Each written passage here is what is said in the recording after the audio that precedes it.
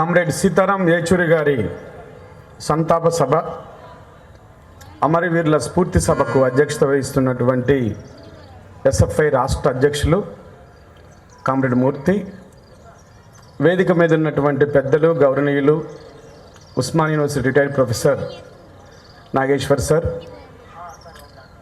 CPM party రాష్ట్ర కార్యదర్శి వర్గ సభ్యులు, ఎస్ఎఫ్ఐ మాజీ రాష్ట్ర అధ్యక్షులు కామ్రేడ్ వీరయ్య గారు, భారత విద్యా సంస్థల అధినేత కామ్రేడ్ వేణుగోపాల్ రెడ్డి గారు, సోదరుడు అమంచి నాగేశ్వర్ గారు, ఎస్ఎఫ్ఐ రాష్ట్ర అధ్యక్ష కార్యదర్శులు, కేంద్ర కమిటీ సభ్యులు, జిల్లా కమిటీ సభ్యులు, యూనివర్సిటీ బాధ్యులు, వేదిక ముందున్నటువంటి అన్ని విద్యార్థి సంఘాల బాధ్యులు, ప్రత్యేకించి ప్రజానాట్య మండలి బాధ్యులు, కళాకారులు, ప్రింట్ అండ్ ఎలక్ట్రానిక్ మీడియా. ఇంతకుముందు ప్రారంభం చేస్తూ కామ్రేడ్ మూర్తి ఒక మాట చెప్పాడు. కామ్రేడ్ ఏచూరి గురించి మాట్లాడుకోవటం అంటే, సీతారాం ఏచూరి గారి గురించి మాట్లాడుకోవటం అంటే మన జీవితాల గురించి మనం మాట్లాడుకోవటం, పేద మధ్యతరగతి వర్గాల విద్యార్థి గురించి మాట్లాడుకోవటం, ఆనాటి తరం ఎలా ఇన్స్పిరేషన్ అయిందనేటటువంటి విషయాన్ని కూడా వేణన్న స్పష్టంగా చెప్పారు. ఒక పక్క వియత్నాం విజయం జరుగుతూ, ఒక పక్క ఫ్రెంచ్ విద్యార్థి విప్లవ తిరుగుబాటు జరుగుతూ, ఒక పక్క చేగువేరా మూర్తిమత్వం, ఆయన యొక్క స్ఫూర్తితోని భారతదేశంలో ఉద్యమాలు జరుగుతున్న కాలంలో, ఆ కాలంలోనే విద్యార్థిగా అడుగుపెట్టినటువంటి సీతారాం ఏచూరి గారు ఉస్మానియా యూనివర్సిటీ నుంచి జేఎన్యూకి తన ప్రయాణం సాగిన తర్వాత, ఆనాడు జేఎన్యూలో ఆధిపత్య వర్గాల నుంచి వచ్చేటటువంటి విద్యార్థులు ఉండేవారు. జేఎన్యూలో పెట్టుబడిదారీ వర్గాల యొక్క డిస్కషన్స్, చర్చలు సాగుతున్న కాలంలో సీతారాం ఏచూరి గారు విద్యార్థి నాయకుడిగా ప్రస్థానాన్ని ప్రారంభించారు. ఆ ప్రస్థానం చివరికాంట, తుదికాంట మనం అనుకుంటాం. సాధారణంగా జీవనం అనేది ఈ కాలంలో అయితే 70 సంవత్సరాలు సరాసరి జీవితం అనుకుంటే, 70 ఆరోగ్యంగా ఉన్న కాలం 70-75 ఏళ్ళు అనుకుంటే, అందులో 30 వంతుగా జీవితాన్ని ప్రజల కోసం అంకితం చేసినటువంటి ఒక నిజమైనటువంటి అసలు సిసలైనటువంటి కమ్యూనిస్టు ఉద్యమకారుడు కామ్రేడ్ సీతారాం ఏచూరి గారు. కామ్రేడ్ ఏచూరి గారికి ఉస్మానియా యూనివర్సిటీకి చాలా ప్రత్యక్షమైనటువంటి, పరోక్షమైనటువంటి సంబంధం ఉంది. ఈ యూనివర్సిటీని అధ్యయనం చేసిన వ్యక్తి, ఈ యూనివర్సిటీలో ఉద్యమాలను చూసిన వ్యక్తి, ఈ యూనివర్సిటీ యొక్క వాతావరణాన్ని ఎరిగినటువంటి వ్యక్తి, అన్నిటికీ మించి మన ఉస్మానియా యూనివర్సిటీ పూర్వ విద్యార్థి నాయకుడు కామ్రేడ్ సీతారాం ఏచూరి గారు. వారి యొక్క ప్రస్థానం ఈ తరానికి ఆదర్శం. నిన్నటి తరం కొన్ని విలువలు నేర్పించింది. ఆ తరం ఇవాళ ఉన్నటువంటి విద్యార్థి లోకానికి ఆ విలువలను ముందుకు తీసుకుపోయే విధంగా ప్రయత్నం చేయాలి. భారతదేశంలో జరుగుతున్నటువంటి మత ఛాందసవాద కళల నృత్యాన్ని ఈరోజు అర్థం చేసుకోవటం, వ్యతిరేకించటం కామ్రేడ్ సీతారాం ఏచూరి గారి ఆలోచన ముందుకు తీసుకుపోవాలి. ఎస్ఎఫ్ఐ నాయకుడిగా ప్రస్థానం ప్రారంభించిన సీతారాం ఏచూరి గారు ప్రపంచంలోనే అగ్ర కమ్యూనిస్ట్ నాయకుల పక్షాన్ని చేరారు. వారు రష్యా గురించి, చైనా గురించి, తూర్పు ఐరోపా దేశాల గురించి, లాటిన్ అమెరికా దేశాల్లో జరుగుతున్న విప్లవ పోరాటాలని, మరీ ముఖ్యంగా సోవియట్ యూనియన్ కాలం నాటి పోరాటాలని అత్యంత నిబద్ధతతో పరిశీలించారు. ఆ పోరాటాల వెనకుండి ఆ పోరాటాల స్ఫూర్తిని భారతదేశ కమ్యూనిస్టు ఉద్యమానికి అందించడం కోసం జీవితాంతం త్యాగం చేశారు.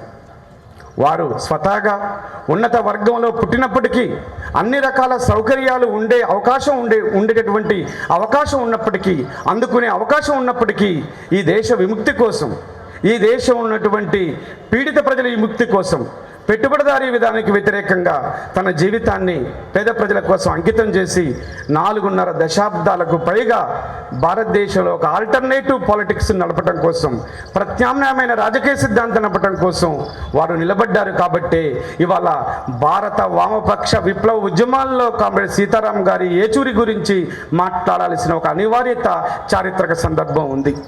కమ్యూనిస్టు ఉద్యమం గురించి మాట్లాడుతున్నప్పుడు మనం ప్రముఖంగా పుచ్చలపల్లి సుందరయ్య గారి పుస్తకం చదవకుండా, తరిమెల నాగిరెడ్డి గారి తాకట్లో భారతదేశం చదవకుండా, దేవులపల్లి వెంకటేశ్వరరావు గారి గురించి చదవకుండా, చారు మంజుందార్ గురించి చదవకుండా మనం ఎట్లా ఉండలేమో, నేటి తరం కామ్రేడ్ సీతారాం ఏచూరి గారి గురించి చదవకుండా మనం ఉండలేనటువంటి ఒక స్థితి, చారిత్రక అనివార్యత ఉన్నది. అందుకని ఒక స్పష్టత మాత్రం ఉండాలి. భారతదేశంలో ముఖ్యంగా మార్క్సిస్టు పార్టీలో మార్క్సిస్టు పార్టీ చరిత్రను కానీ, వామపక్ష విప్లవ ఉద్యమాల చరిత్ర కానీ, పార్లమెంటరీ సాయుధ పోరాటాల ఉద్యమ చరిత్ర కానీ చూడాల్సి వచ్చినప్పుడు సీతారాం యేచూరి గారికి ముందు, సీతారాం యేచూరి తర్వాత అనే ఒక లైన్ని వారు మన ముందు ఇచ్చిపోయారు. ఈ కామ్రేడ్స్ ఏం అందిస్తున్నారు? స్ఫూర్తిని అందిస్తున్నారు, విలువలను అందిస్తున్నారు. వాళ్ళు జన్మించినటువంటి పుట్టినటువంటి వర్గం గురించి కాకుండా ఈ దేశంలో దళితుల గురించి, ఆదివాసీల గురించి, గిరిజనుల గురించి వారు మాట్లాడారు. వారు ఉస్మాన్ యూనివర్సిటీకి వచ్చి అనేక విషయాల్లో వాళ్ళు మాట్లాడారు. ఇవాళ 2 రకాల దాడులు భారత సమాజం పైన ఉన్నాయనేది మనందరికీ స్పష్టంగా తెలుసు. ఒకటి, పెట్టుబడిదారీ వ్యవస్థ కార్పొరేటీకరణ, కాషాయీకరణతో కలిసిన ఫలితంగా మత ఛాందసవాదం NEP 2020 పేరు మీద బుసలగొడుతుంటే, మరొకటి, ఈ దేశంలో ఈ ప్రపంచంలో ఏ వాదం లేదు, పెట్టుబడిదారీ వాదమే మిగిలింది, సోవియట్ యూనియన్ కూలిపోయింది, కమ్యూనిజానికి నూకలు చెల్లాయి అని చెప్పి ప్రపంచ పెట్టుబడిదారీ విధానం పెద్ద ఎత్తున విషప్రచారం చేస్తున్న ఈ సందర్భంలో సీతారాం గారి దగ్గర రాజకీయ పాఠాలు నేర్చుకొని, సీతారాం గారి యొక్క అడుగుజాడల్లో నడిచి, సీతారాం గారి యొక్క మార్గనిర్దేశంలో పనిచేసినటువంటి వామపక్ష ఉద్యమ నాయకుడు ఇవాళ శ్రీలంకలో ఎర్ర జెండాను పట్టుకొని ఈ దేశంలో, ఈ ప్రపంచంలో కమ్యూనిజం సాధ్యమే, మరో ప్రపంచం ఉంది, మీరు పెట్టుబడిదారీ మీడియా కమ్యూనిజానికి నూకలు చెల్లాయని చెప్తున్నటువంటిది కమ్యూనిస్టు ప్రభుత్వాలు కూలినంత మాత్రాన కమ్యూనిజం సిద్ధాంతం కూలినట్టు కాదు. ఇది అజయం, ఈ దేశానికి, ఈ ప్రపంచానికి విముక్తి మార్గం సోషలిజం మాత్రమే అని చెప్పి ఒక స్ఫూర్తిని అందిస్తూ ఉంది.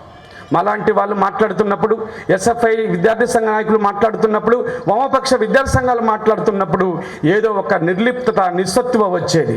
కానీ సీతారాం యేచూరి గారు మరణం తర్వాత, వారి అమరత్వం తర్వాత మరొక్కసారి వాతావరణం అంతా వేడెక్కింది.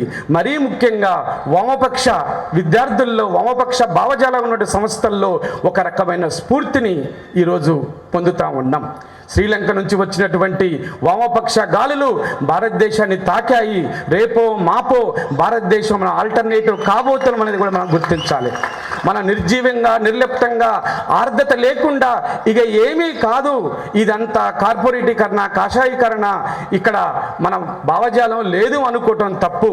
అత్యంత చిన్న దేశం, సంక్షోభంలో ఉన్న దేశం, ప్రపంచంలో ఏ ఆర్థిక వ్యవస్థ అయితే రాజకీయ సంక్షోభంలో కూరుకుపోతుందో ఆ రాజకీయ వ్యవస్థ సంక్షోభం నుంచి గట్టెక్కడానికి మార్క్సిస్టు ఉద్యమం, మార్క్సిస్టు మహోపాధ్యాయుల బోధనలు, కమ్యూనిస్టు పార్టీ తప్ప మరొకటి కాదు అని చెప్పి ఇవాళ శ్రీలంకలో అయింది, రేపు బంగ్లాదేశ్లో అవుతుంది, రేపు ఇండియాలో కూడా కాబోతుంది. ఈ విశ్వాసంతో వామపక్ష ఉద్యమ అభిమానులు పోవాలి.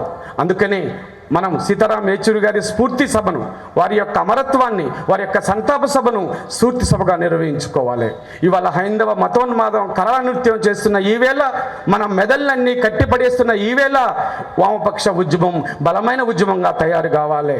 మన మధ్య ఉన్నటువంటి సిద్ధాంతపరమైన, రాద్ధాంతపరమైన విషయాలు ప్రధానం కాదు, అవి చాలా మైనర్ విషయాలు అనేటువంటి విషయాన్ని, వాస్తవాన్ని గమనించాలి. మన రవీంద్ర భారతిలో పెద్ద ఎత్తున జరిగినటువంటి సీతారాం యేచూరి గారి సంతాప సభలో చూసాం. వామపక్ష పార్టీలే కాకుండా అధికార పార్టీలు కూడా వచ్చాయి. సీతారాం యేచూరి గారి గురించి మాట్లాడుతున్నప్పుడు ఏ ఒక్క నాయకుడు కూడా మా పార్టీలో ఇలాంటి నాయకుడు, ఒక నాయకుడు మా పార్టీలో ఉంటే బాగుండేది అని అనటంలో ఏనాడన్నా మనం గమనించామా? బీజేపీ పార్టీ, RSS పార్టీ, సంఘ పరివార శక్తులు జోహార్లు అర్పించడం మనం ఎప్పుడైనా గమనించామా?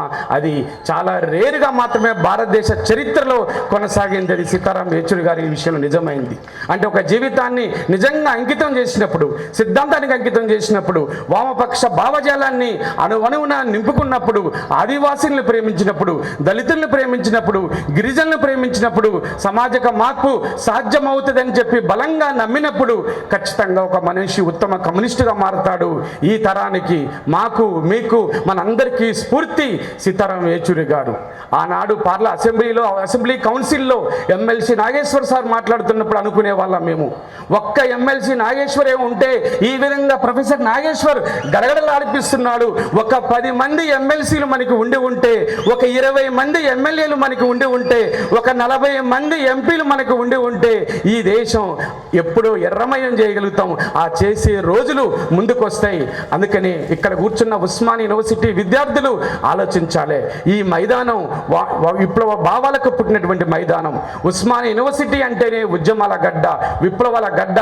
మనం కూర్చున్నటువంటి ఈ మైదానంలో ఎంతోమంది వందలాది వేలాది విప్లవకారులు తమ ప్రాణాలను అర్పించి ప్రజలకు అంకితం చేసి ఈ సమాజ చరిత్రలో కాలగర్భంలో లేకుండా మనకి స్ఫూర్తి నింపుతా ఉన్నారు. జార్జి రెడ్డి నుంచి ఇవాళ నిన్న మొన్న మరణించిన సీతారాం యేచూరి దాకా రక్తంతో దర్శినటువంటిది, అడుగులతో అడుగులెత్తినటువంటి ఉస్మానియా యూనివర్సిటీ మైదానంలో మనం ఉంటున్నాం. ఆ స్ఫూర్తి ఉండాలి. సాధారణంగా మనుషులు మాట్లాడతారు, కానీ ఉస్మానియా యూనివర్సిటీలో ప్రతి చెట్టు మాట్లాడుతుంది, ప్రతి పుట్ట మాట్లాడుతుంది, ఆర్ట్స్ కాలేజీ మెట్లు కూడా మాట్లాడతాయి. ఎందుకంటే వాటికి ఉద్యమ భావజాలం తెలుసు కనుక. అందుకే మిత్రులారా, నేను ఇక్కడికి వచ్చిన విద్యార్థులందరినీ కోరేది ఒకటే, మనము గతిశీలతో ఉన్నటువంటి చలనశీలతో ఉన్నటువంటి మనుషులం. మన జీవించిన కాలంలో కేవలం మన చదువు, మన ఉద్యోగం, మన జీవితమే కాదు, ఈ సమాజం కోసం ప్రాణాలు అర్పించినటువంటి అనేక మంది వాళ్ళ స్ఫూర్తి గాథలు చదవాలి. ఈ దేశంలో గాంధీ అంటేనే కాదు, ఈ దేశంలో భగత్ సింగ్ స్ఫూర్తి ఉన్నాడు, ఈ దేశంలో చెగువేరా స్ఫూర్తి ఇంకా బ్రతికే ఉంది, సీతారాం యేచూరి గారు అందించిన స్ఫూర్తి ఈ దేశంలో ఉంటుంది, ఉండాలి కూడా. వారి మరణం ఈ దేశ హిమాలయాల కంటే అత్యున్నతమైనది. వారి జీవితం ఈ దేశ హిమాలయాలు ఏ విధంగా అయితే భారతదేశానికి రక్షణ ఇస్తున్నాయో, వారి ఆలోచన, ఆచరణ, నిబద్ధత, త్యాగం, కృషి భారతదేశ యువతని నడిపిస్తూ ఉంటుంది. నడిపించాలని ఈ సంతాప సభ ఒక స్ఫూర్తి సభగా మారాలని, సంతాప సభ తర్వాత వందల సంఖ్యలో విద్యార్థులు వామపక్ష భావజాలాన్ని, విప్లవ భావజాలాన్ని గుండెల నిండా నింపుకొని మరో ప్రపంచం సాధ్యమే, మరో ప్రపంచం సాధ్యమైంది. నిన్న శ్రీలంకలో అయింది, మొన్న సోవియట్లో అయింది, వియత్నాంలో అయింది. రేపు రానున్న కాలంలో మనం చనిపోయే లోపల భారతదేశంలో వామపక్ష జెండా భారత పార్లమెంట్లపై ఎగరేయటం కోసం ఉస్మానియా విద్యార్థులందరూ కదిలి రావటం, వారి ఆలోచనలో పనిచేయటమే యేచూరి గారికి మనం అర్పించేటటువంటి నివాళి అని, వారి జీవితాన్ని, వారి విలువలను మనం మన జీవితంలో కూడా ఆచరిస్తారని ఈ కార్యక్రమాన్ని నిర్వహించినటువంటి student federation of India SFI రాష్ట్ర కమిటీకి ఉస్మానియా యూనివర్సిటీ అధ్యాపకుల పక్షాన కృతజ్ఞతలు, ధన్యవాదాలు, విప్లవాభినందనలు తెలియజేస్తూ ముగిస్తున్నాను.